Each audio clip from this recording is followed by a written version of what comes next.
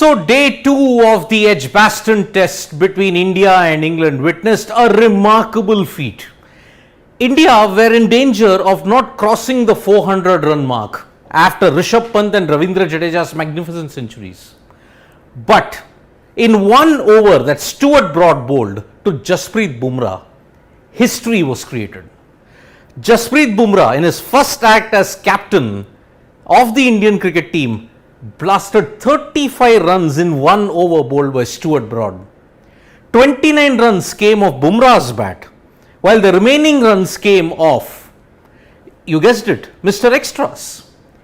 The first ball itself, 4 wides, 4 no balls and a 6. 16 runs in one ball itself was a new world record. This was the most runs conceded in the history of Test cricket of just a single ball. 16 runs in just one ball set the tone for the entire over. Bumrah followed it up with 3 consecutive boundaries, one more 6 and just 1 run towards the end in which he dug out a Yorker. In the course of that over, India crossed 400 and Stuart Broad conceded 35 runs. It thus broke a 10-year record of the most expensive over in the history of Test cricket. Stuart Broad, can you believe it? 550 plus Test wickets. But now he has the most expensive over not just in Test but also in T20Is. 15 years back, 2007 World T20, Durban, Yuvraj Singh, as we all know, hit 6 sixes of Stuart Broad. Now that record has also been matched recently when Kieron Pollard hit 6 sixes of Akila Dhananjaya in the Sri Lanka West Indies T20. Stuart Broad indeed has a sense of deja vu when it comes to facing India. 36 runs in T20Is, 35 runs in Tests. Now a Twitter user aptly summed up Broad's mood. They urged the England selectors to get Broad back in the ODI team. Why? So that the set can be complete of the most expensive overs in every format. Things can only go from bad to worse for Stuart Broad here. So what was the record that he broke? Well, prior to this 35 run over, the most expensive over in the history of Test cricket was 28 runs.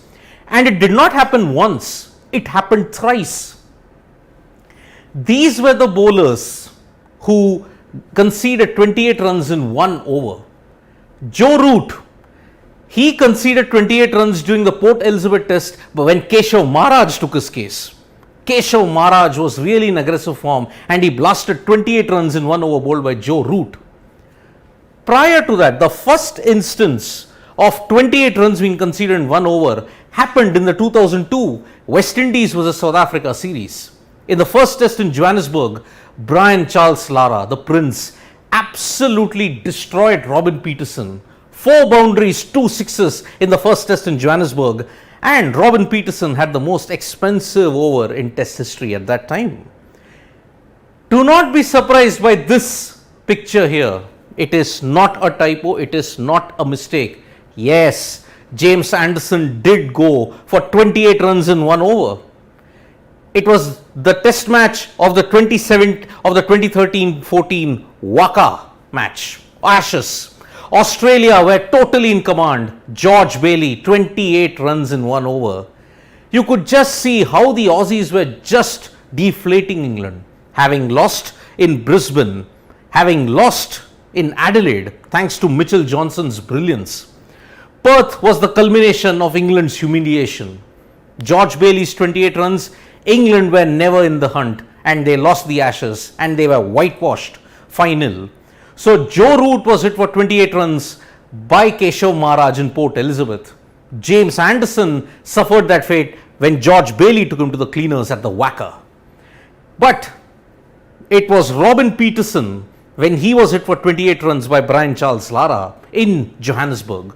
Peterson also put out a very cheeky tweet saying that, well, I'm glad that this record has been broken because records are meant to be broken.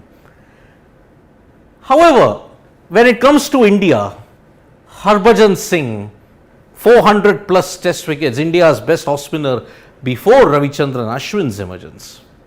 Unfortunately, he got whacked around in the 2006 Test match, Pakistan versus India. Shahid Afridi, 4 consecutive sixes in that test match. It was really hard going for India in Lahore. 4 sixes. Luckily, Harbhajan avoided the 5th six and he just gave away 2 runs. And that is where you see 27 runs had come off 1 over. These are the top 5 most expensive overs in the history of Test cricket. I had mentioned about Robin Peterson. He was hit by Brian Lara. Do you know that even Brian Lara features in another list?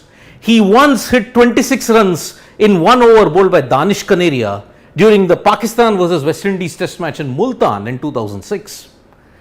Prior to 27 runs and 28 runs, the record was 26 runs.